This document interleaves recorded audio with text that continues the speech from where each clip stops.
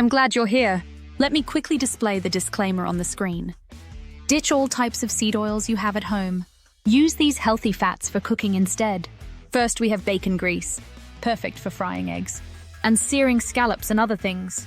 Bacon grease drippings add rich and tasty flavor.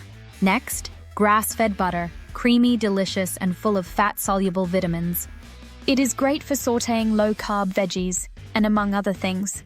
Next, we have ghee, rich in nutrients and lactose-free. Ideal for high-heat cooking with a nutty aroma. Also bison and beef tallow, high in stable saturated fats. Both are ideal for high-heat cooking. And we also have virgin coconut oil, packed with MCTs, perfect for baking and sautéing. Of course, extra virgin olive oil, best for drizzling on salads or low-heat cooking. Be sure to get your olive oil from a single source for more authenticity.